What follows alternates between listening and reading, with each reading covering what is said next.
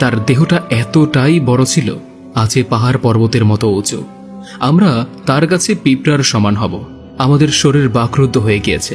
আমরা দৌড়ে পালানোর অনেক চেষ্টা করলাম, কিন্তু এক পরিমাণও সমান যেতে পারলাম না। চিৎকার করে কান্না করতে শুরু করলাম, কিন্তু কোনো শব্দ মুখ থেকে বের হলো না। তখনই ইবলিস জিনের সর্দার হাসতে হাসতে দানব আকারের দেহ থেকে আস্তে আস্তে ছোট হতে লাগলো, একজন সাধারণ মানুষের আকারের মতো হয়ে গেল। লক্ষ্য করলাম ইবলিসের গায়ে কালো আলখাল্লা পরা ছিল। স্বয়ং ইবলিস জিনের সর্দার তার গা থেকে আলখাল্লাটা এক টানে খুলে ফেলল।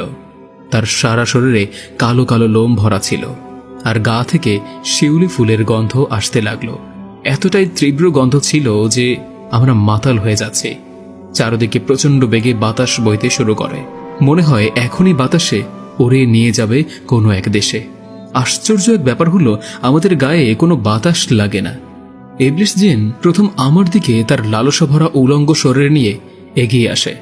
আমার বারবার মনে হতে লাগলো আমি এখনই জ্ঞান হারিয়ে ফেলব, কিন্তু সেটাও সম্ভব হয় না। ইবলিস যতটা আমার কাছে আসে ততটাই আমি নেশাগ্রস্ত হয়ে যাই তার গায়ের শিউলি ফুলের গন্ধে। আমি মাতালের মতো দাঁড়িয়ে আছি এক দৃষ্টিতে তার দিকে তাকিয়ে। হয়তো আমাকে বশ করে ফেলেছে, আমার একদম কাছে এসে গিয়েছে। ইবলিসের গরম নিঃশ্বাস আমার গায়ের কাছে অনুভব করতে পারে। তখন আমাকে ইবলিস ছুঁতে লাগলো।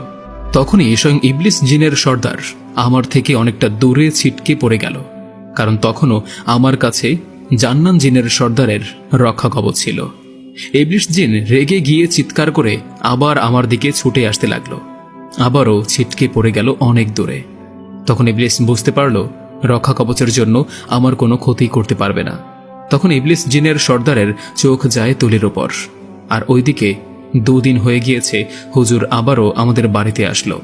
আমার কথা মাকে জিজ্ঞাসা করল। মা বলল আমি আমার ঘরেই আছি। হুজুরকে মা বসতে বলে আমাকে ডাকতে গেল।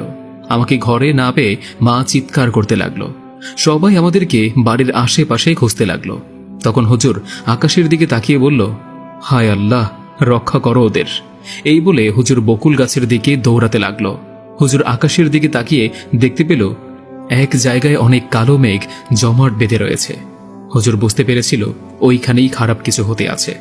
ইবলিস জিনের সর্দার তুলিকে শূন্যের উপর ভাসিয়ে হাত পা ছড়িয়ে রাখছে, আর সে নিজেও শূন্যের উপর ভাসতে লাগলো।